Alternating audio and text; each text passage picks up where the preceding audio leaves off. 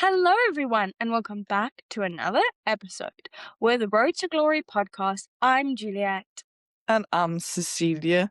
And today we are here to make an episode explaining the FEEDER series ladder all the way up to F1, even though, of course, it is important to mention that not every driver makes it to F1. And also, it's not the criteria of being a professional racing driver or being successful. There are many other paths to take as well.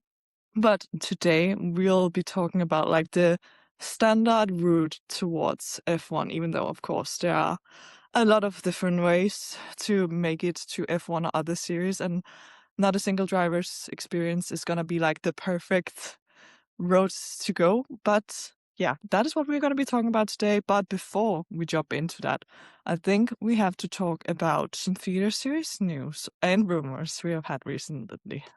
Yes, because obviously, if you didn't know, we had a couple races cancelled. As probably the most impacted was F1 Academy, I'd say, just Yeah. with the amount of races that they do get. But we got an announcement this past week that they are introducing a 3-race weekend format in 2026 and beyond, which makes me think they're going to keep it for next season, which would be very interesting. It's going to be debuting at Montreal and in Austin as well. So they'll have an opening race. Which what do you think the opening race is gonna entail? I honestly don't know. I would assume that it's kind of more isn't it the big race with kind of big points-ish? But Yep. it makes sense with 3 races in general because as we will get to later in the episode when we explain the level of Formula 4, usually a lot of those series do have 3 races. So Yeah.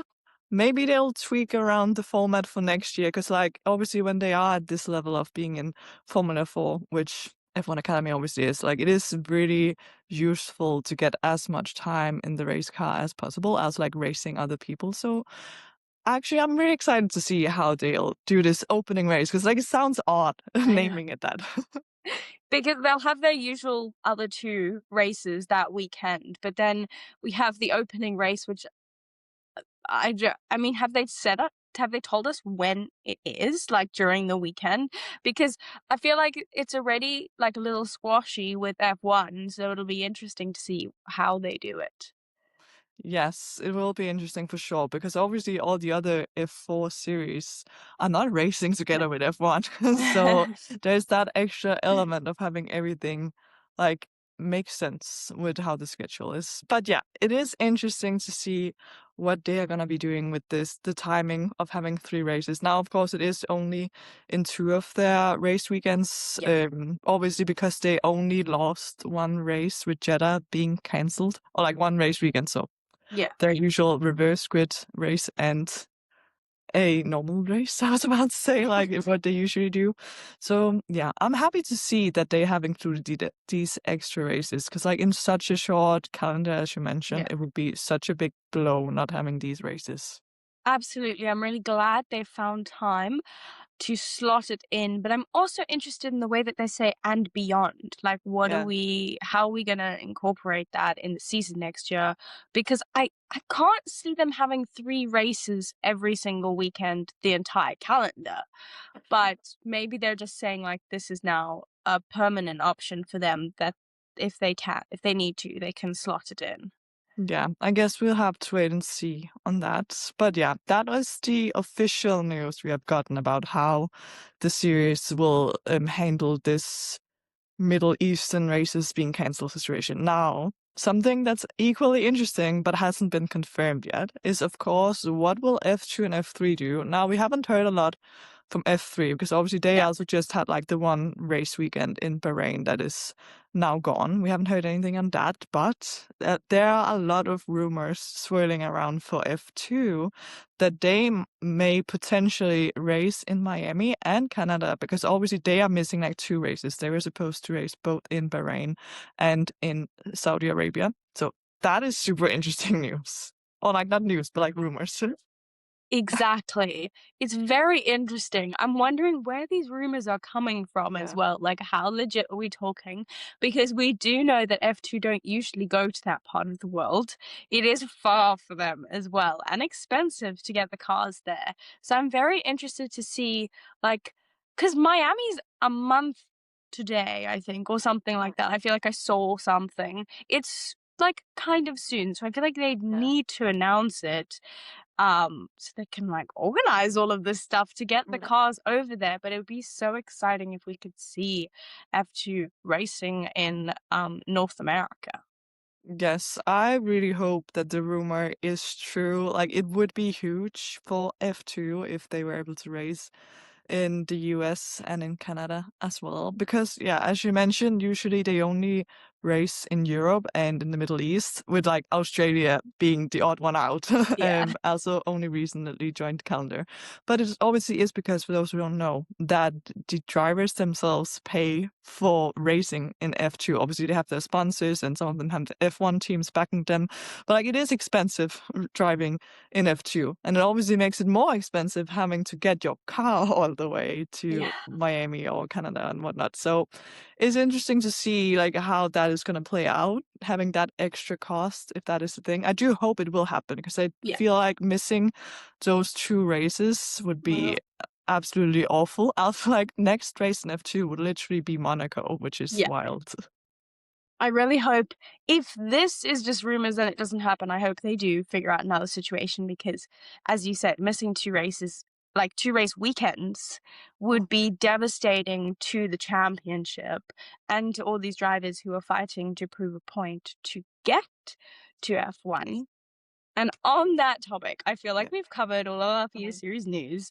We can probably start talking about the road to glory. You see, that's why we named Yes. that. Absolutely perfect branding here, branding on point. Because yes, Road to Glory can be many things. In today's episode, we will like specify it into being F1, even though, a lot of drivers who do these steps on the feeder series ladder can't all make it to F1, obviously. So it can also be, as we often see, like going to Formula E or going to endurance racing. So a lot can happen, but we know that not everyone really fully understand the feeder series ladder. So we are here today to like break it down for you, basically. Exactly. And as you mentioned briefly before, like this is not the be all and end all. You don't have to No. do all of these steps. A lot of drivers skip some categories, they jump ahead, they don't do some things. But this is probably the most traditional route Yeah. to get you all the way up the ladder to the end goal, which majority of the time everyone is aiming for Formula One. Yes. So I guess the obvious place to start, even though it's not like a feeder series, but it's like, how do people get into racing? And that is obviously through karting for Yes. most people. Again, like as you just said, it's not everyone that has the traditional path towards F1. So actually, some drivers just jump straight into a forecast, which is Yeah. also like insane. But yeah, definitely, usually the starting point is karting, where like in most places you have to be 8 years old to start karting, but there are also like other smaller types of karts you can do when you're younger than that. Exactly. And I feel like karting is very important. This is where you learn a lot of the grassroots, how to race, um, apexes and everything like that. So I feel like karting is very important. And also a lot of these drivers make friends and they move all the way up the categories together. So it's really cute when you see people who've karted together make it all the way to F1, which we have a lot of the time. But karting, it can go on for a while as well. You can do just like normal championships, you can do your regional championships, and then national, international karting. Like it's a big step in a driver's career, and there's a lot of ways to go through it. And I feel like karting has its own like Yeah. road to glory. Yeah, we could make a whole episode just on karting, actually. So we will not spend too much time on it, but it definitely, for majority of drivers, is the place where you learn all the like basic stuff Yeah. of racing. Also, obviously now mentioning that you have to be 8 years old, there are a lot of years for these drivers to like learn everything because the next natural step would, of course, be jumping into single-seaters, being F4 cars. And like for most series of F4, you have to be 15 years old to join the grid. So obviously from 8 to 15, there's quite a lot of Yeah. years of learning and karting and whatnot. So yeah, usually if you want to like get a single seater career, obviously the next step would be some kind of F4 series. And oh my god, there are lots of F4 series out there. There are so many different F4 series, and one that we know that is very famous is F1 Academy. Yeah. It is on the same level as the rest of the other F4 series. It's just got a whole bunch more eyes on it, and obviously fully woman inclusive. So yeah, when you're keeping in mind that F1 Academy is the next step up from karting, it's very important Yeah. because mistakes are going to happen, like we mentioned before. Like, this is your first step into single seaters, into this whole new world. So, yeah, there's, oh my gosh. Actually, I'd love for someone to count the amount of F4 series there are globally. Yeah, actually, that number must be absolutely insane, because yes, there are so many different F4 series, especially here in Europe. Obviously, there are like a ton. Almost every country has their own F4 series. And yeah, as you mentioned with F1 Academy, some of the drivers on that grid are stepping straight from karting into F1 Academy. Also, some of them do have previous experience in F4 machinery. So that's also where you see like a different level of experience Yeah. between the drivers. But yeah, there are so many different series, and also now motorsport towards F1 is of course very European centric still, with all the F1 teams, almost all the F1 teams being based here. So definitely like the amount of drivers who are on a very competitive level really like get together here in the European series. That being said, it doesn't mean that there are not F4 series in the USA and Yeah. in like different Asian countries in the Middle East. Like there are F4 series literally everywhere. The only difference being that normally the best drivers from like America or Asia, they often come to the European championships. So definitely there's a more competitiveness here, and that is why a lot of people still prefer to go to some of the European F4 series. And I feel like probably the most prestigious F4 series in Europe is still the Italian Formula 4, even though there are a lot still here, and there are a Yeah. lot of good ones, but like probably Italian F4 is like one of the bigger ones. Yeah, Italian F4, Spanish F4, Yeah. those are like the major big ones that I'd say when people are doing these steps, those are the ones they're aiming for. Because I feel like also those are the ones that have the most eyes on them Mm. and will get them the most exposure. Um, but then also we have GB4 as well, which Yeah. is similar. Like it's not it's Mm. an F4 spec series, but Yeah. it's called GB4 because it's in the UK. And I don't think it's FIA accredited, or it's No. different. Yeah. So like there are so many different ways to go Yeah. about it, and there's no right path, but those are probably the ones that most of the people choose to do. Yeah. Also on the note on GP4, I actually feel like it's really interesting what is going on with the United Kingdom's F4 series. Because you mentioned GP4, but of course there's also British British F4. F4. Yeah, so there are like two separate F4 series where it's British F4, that's like the actual FIA accredited version. And I was like, actually, I have no idea what the difference is between the series. Before recording this, I did check up on like why, like what is Yeah. actually going on. So apparently British F4 is actually the more expensive series of the two, because they race in like the newest version of the FIA F4 car, where GB4, I believe, is the first generation of F4 cars actually, so that's also why it's cheaper. But like competitiveness in both series, I feel like is super high, but for some reason, like British F4, even though in my mind it's not like above GB4, for some people it is. Yes. But also I'd love to mention that these categories you can spend 1 year in, or you can spend multiple. Like there is absolutely no right or wrong way of doing it. Obviously, on the road to F1, people do say that you should come into a championship, win it, and move on if you're Yeah. gonna. best. But especially I feel like in F4 in these lower series, like 2 to 3 years is probably the most common.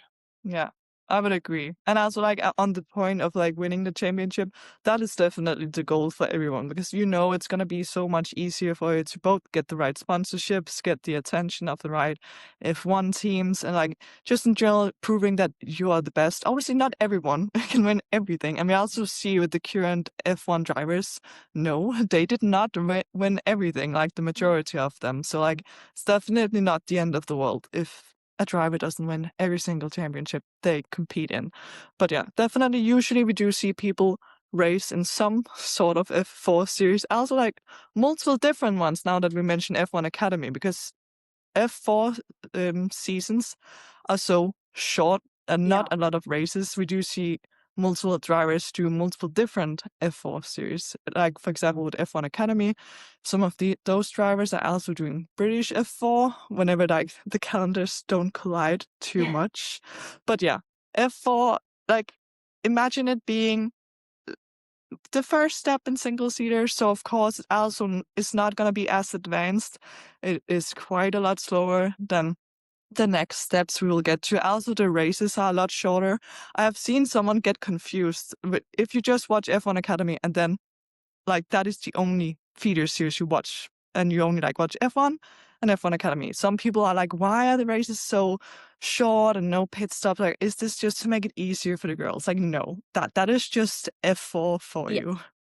And as we mentioned, literally it's your first step into single-seater racing, so they're not going to throw you in with all Yeah. of these difficult things. Like, you still have to learn a lot of the fundamentals. And the racing is still incredible without, like, the DRS or the pit stops. Like, it doesn't mean the racing is anything less. So just bear that in mind when you're watching F1 Academy or in any F4 spec series, that a lot of these drivers are very new to this whole world. Yes, but I guess we can move on to the next natural step on the feeder series ladder. And now, again, we have already mentioned this multiple times, but not every driver takes every step. You Yeah. can jump some of them, like step up to F3. For example, Oliver Behrman, who's obviously F1 driver now, he stepped right from F4 to F3, but I will still say, like, the natural route from F4 is definitely like Formula Regional. It has Yes. really established itself, I feel like, in the past couple of years since it has been introduced as a series to be like kind of also like the stepping stone between F4 and F3 because it is faster cars than F4, but it's not like quite on the level as F3 yet. Absolutely. And now, Formula Regional is not the only one in this No. step. I will say a lot of the drivers choose to do it. But there is also GB3 here, which is a popular one, especially for drivers who've done GB4, F1 Academy. We see now Abby pulling in GB3, but there are so many. There's like Euro Formula 3, Yeah. Euro Formula Open. Like, we get a lot in this category, but the main ones I'd say are Formula Regional, GB3. Yeah, I definitely agree. And obviously, talking about Formula Regional, now there are also a lot of different Formula Regional championships. Now, definitely the most competitive one and the one you see most often, like people stepping from that series up to F3, is of course Formula Regional European Championship, Yeah. or FRECA as it was used to be called. This year, it's just FREC, which like, sounds so bad. But yeah, it's because it used to be for Formula Regional European Championship by Alpine. But now Alpine is gone, so now it's just Freck. But yeah, that is definitely the most competitive series, probably the series where you see a lot of people go from there to F3, even though there are also championships of Formula Regional in the Middle East and in America as well, I believe, like all around the world. But again, it comes down to where it is most competitive to drive in, and that is, of course, here, also because they are driving on the same tracks or a lot of the same tracks as F1, so it's like good preparation for that. also that now you mentioned GB3, I think it's also important to note that even though it is like a British F3 series, they don't just race No. in the United Kingdom. They also race like majority of the European tracks that F1 also go to. So yeah, when we are on a Formula Regional level or GB3 level, it's of course still important to note that they are still racing on separate weekends from F1, because it's only when we get to F3 that they get onto the big world stage of like sharing the same weekends on the same tracks as F1. I will say one of the other series of Formula Regional that's quite popular is the Formula Regional Oceania, because they are in the southern hemisphere and they race at different times of the year when it's technically like the off season for the European racing series. So a lot of drivers go down there to do that championship or do some races in it while they can, just to prepare for F3, or even like during the F3 season, like between your first and second season, you go and do it just to kind of keep racing. So yeah, I feel like that's important to mention. There's also a lot of winter series that people do in like the Middle East and that kind of stuff. There is racing all year round. Yes, and I think the last important note we have from this step of the single-seaters ladder is now we have compared Formula Regional Championships to GB3, and like they're kind of equally used. I will say GB3 is probably used more by British drivers often. That is like their natural route to get to F3, but there is also a slight car difference. So technically, the Formula Regional car is slightly better performing than a GB3 car. That obviously can create its own issues. Sometimes when you see GB3 drivers step up to F3, they might not be as prepared, but like it's not a massive difference at all.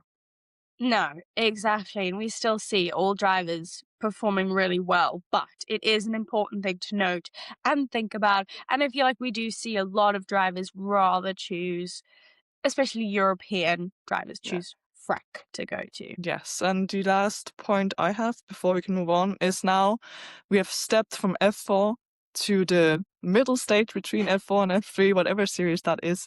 The races also do get slightly longer, still nothing crazy, but still slightly longer, still no pit stops, notably. That only comes when we get to F2, Yeah. actually. But yeah, the races are slightly longer, and also like as it is in every series, probably like the competitiveness just get higher and Yeah. higher the closer you get to F1. Exactly. We're building our way up slowly. Yeah. We're adding more difficulty in. We're going to different racetracks that we haven't been to before. So, like, you can tell why this is the natural progression, because it helps a driver grow and learn incrementally, step by step, to get them prepared all the way up. Exactly. And also now that we get to the next step, which is of course F3. We're in very familiar territory on the podcast, which we cover a lot of the time, but we will just briefly speak about it because it's an important step.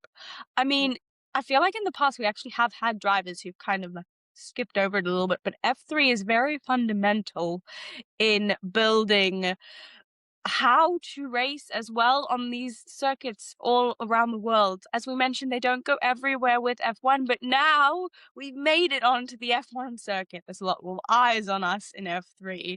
There's a lot more pressure, and it's just incredible racing in F3.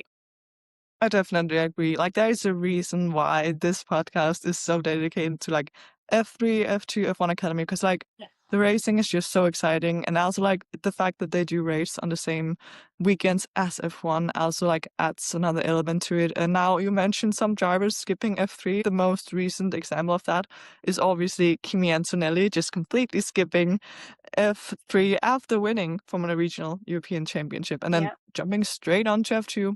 But I will still definitely say, like, if people have the time, it makes the most sense to do F3 because, like, it is incredible racing and it is just something else, even though the Formula Regional Championships is like close to F3. It's not the same because you never No. know how a driver will also like react when they actually get to the tracks where all the F1 teams are also watching, like, see how you perform. It is something different. Absolutely. I feel like there's not too much to talk about in F3. It's kind of like we are now really starting Mm. to get to the top of this triangle. Like at the bottom, we have a whole bunch of different series that you can do, but it's like you do F3, you do F2, you do F1. Like there's not, Yeah. you don't really dip your toe out in this sense once you are here.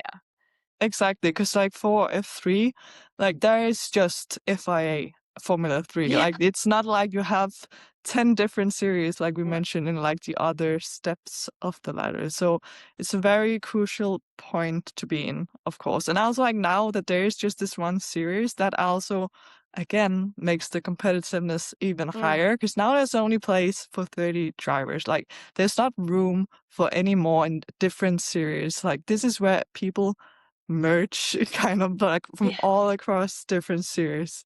So yeah, it is a very important part of the feeder series ladder for sure. And also like this is where it becomes more like it's not time-based races, in the lower formulas. It's like then you have 20-minute race or 30-minute race. Now Yeah. it's like calculated on how many kilometers the race is, and then there's obviously still a time limit. And it is also like the highest time limit there has been so far. Like it is longer races compared to the steps below. Exactly. I'm pretty sure you also need to be 16 to compete in F3. So we're maturing. We're getting a little bit Mm. older. You're not gonna get like a 9-year-old in F3 or something like No. that. Not gonna happen.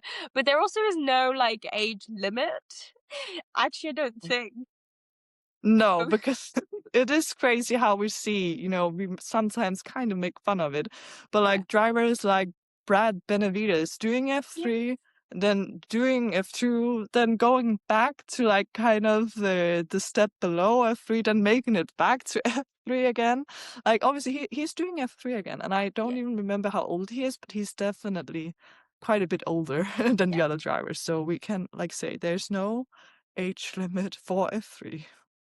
Exactly. But I guess we can move on to F2, which is also like that this has been so established as the Mm. step below F1, like even more so these days than it has been in the past, Yeah. because we obviously see a lot of drivers who want to make it to F1 who maybe have done like IndyCar or WEC, and like there has always been like that you're not really allowed in here, especially kind of sadly with super license points being a whole Yes. nother thing. We can make a whole nother episode on at some point because a lot of different series that's not in Europe doesn't give as many super license points that you need for your F1 license. But yeah, now we are seeing drivers like Colson Herta, who's like an established IndyCar driver, step down to F2 because this is just the place where you race at the same circuits with the F1 teams, and like it is just the place you apparently maybe sadly have to be before Yeah. you make it to F1. I will say this is probably the most important series to win, Yeah. because if you win F2, the amount of F1 teams that are going to want to incorporate you into their team is insane. Like if you're part of a F1 driver academy, that's also good. Like we see a lot of the time with the Red Bull drivers getting seats because they're part of the academy. Mm. But I'd say if you're not part of an academy or there's no seat for you there, you're aiming to win so that you Yeah. can get that F1 seat, because we know there's not that many F1 seats available, and obviously this is the goal that all these drivers are aiming towards. So I think there's probably the most pressure on F2 as well, because you really do want to win it. Exactly, because like this is your final chance to like Yeah. really prove yourself and prove that you deserve that F1 seat.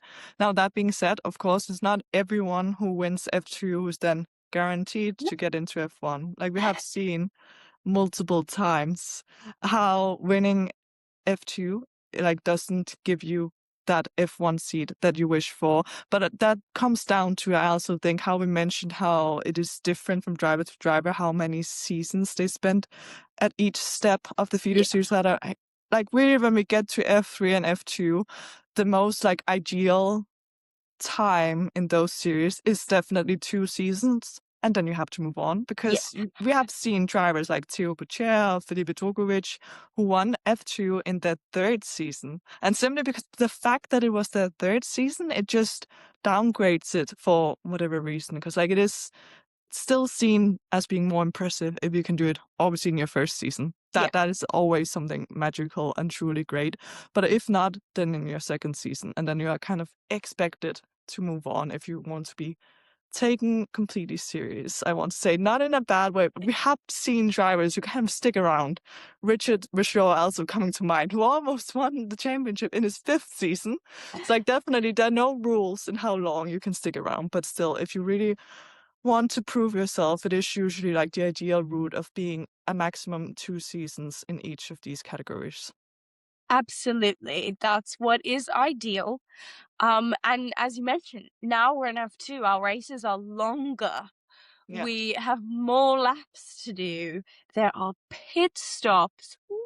Yay! Whoa! Finally, we made it to pit stops.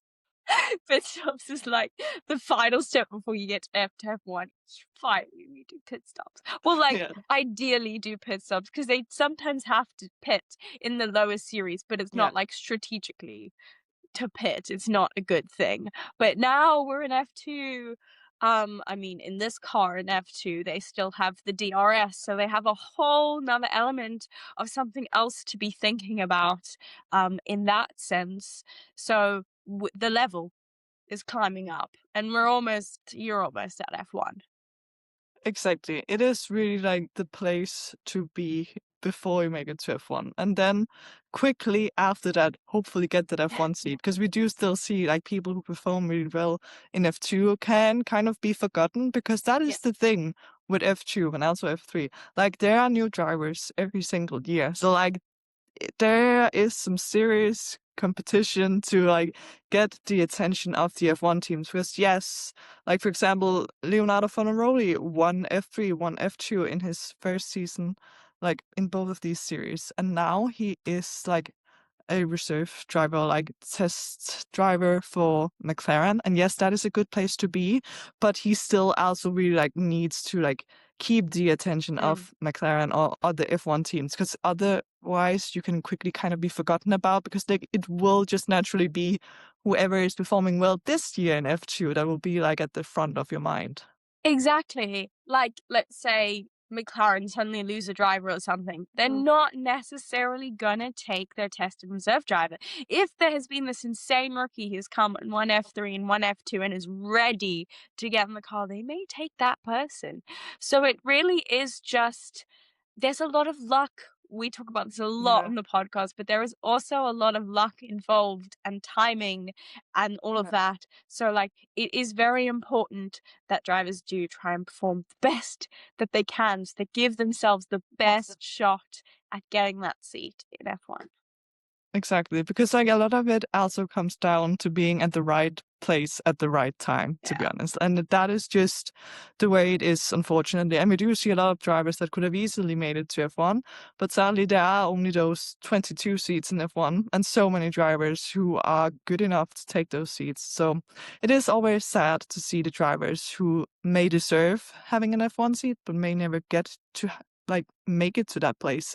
But that being said, it doesn't mean that there are not other great series they can join. As we mentioned in the start of the podcast, obviously there are Formula E, WEC, also IndyCar, because a thing we haven't touched upon at all is obviously in America with IndyCar being the big thing. There's also like a lot of drivers doing like kind of their version of F2 being Indy Next. For example, we saw Dennis Hauger, who actually won F3, then moved up to F2 and like was doing good, but like never won the championship. He moved on to do Indy Next, and then now he's in IndyCar.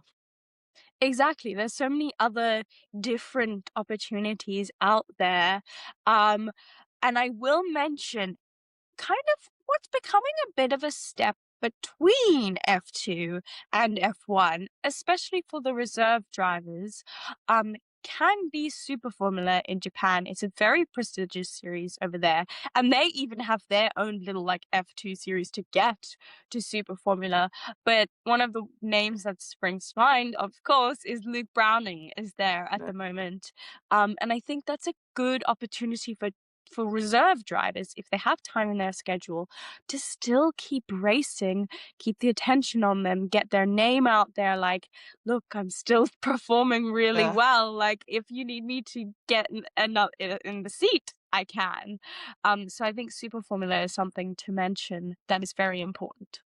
Yes, because we have also seen like current F1 driver Liam Lawson. He jumped over to Super Formula after he was done with F2 and was like fortunate enough to then get the opportunity to be in F1 now, of course. But yeah, it is like a kind of natural step if you still like are very focused on getting to F1 and like you are associated with an F1 team. Like, what do you get your time to like pass and like still showing that you got what it takes? Then Super Formula is actually a car that is closer to F1 than the F2 car is. And that is also a whole nother point about F2 we can spend a whole nother episode on. But like the fact that the performance gap between F2 and F1 is so big Mm. is actually kind of still an issue. And especially because like Super Formula is proving that yes, you can make a car that's actually quite a bit closer to F1. And like that is very beneficial to drivers who then go from F2 to Super Formula to hopefully maybe make it to F1 one day. Exactly. And it's nice that there is this another new little stepping stone coming in that can help drivers prepare. But as we mentioned, Formula One is not the end goal. There's so many other, you can go GT racing, endurance racing, and there's all of their own other series within that. Like there is so much in the motorsports world, but this is just the progression to make it to the top step of racing and mainly maybe finally get paid because Yeah. all this time you're paying to race and you're just waiting to make it somewhere so that you can earn some money for doing what you love. Yes, because like it's definitely is an important point how Yeah. expensive it is to make it all the way to F1, and also the reason why a lot of drivers unfortunately does not make it. Now, for those who may have not watched last week's episode, we of course interviewed Lucas Blakely, who did karting when he was younger, and then unfortunately didn't have the funding to like continue and move up to a Formula 4 level series. So he did esports and did Yeah. incredibly well there and like developed his skills. So that is also like a different path that some drivers can take, and then eventually actually made it to do some races in GB4. So like there is no one path that is the No. correct one. And like there's so many different ways to become a racing driver. But this is just an episode to like explain kind of how the natural or more traditional route is. Exactly. And if you have any questions about anything, please make sure to leave them below. We will make sure to answer them. And if you want us to explain anything else, like we briefly mentioned, like super license points and that kind of stuff, if there's anything that's confusing you and you'd like us to make an episode on, because we do have like a little bit of like a break now, Yeah. unexpectedly, when we should be having races. So yeah, just make sure to let us know what you want to see. Exactly. Like, is there one of these specific series that you want us to explain the rules about, like how a weekend functions, anything about it? Let us know and we'll make a future episode, like explaining F3 or F2 or like any of the lower formulas that we also don't usually touch that much upon. Like, let us know what you want to see. Exactly. I feel like we've kind of covered the road to glory, the feeder series ladder, how you make it to that top level of racing. Please make sure that you are subscribed because even though we technically have like a little bit of a break with the series that we usually cover, we're not going anywhere as we mentioned. We're always going to be here. So make sure that you're subscribed or following along so that you never miss an episode. We hope that you'll be back here again next week because like we are posting every single Wednesday. Like if you ever miss us in between that, definitely do follow us on all our socials linked down below. We hope you enjoyed the episode and that you'll be back again next week. Bye. Bye.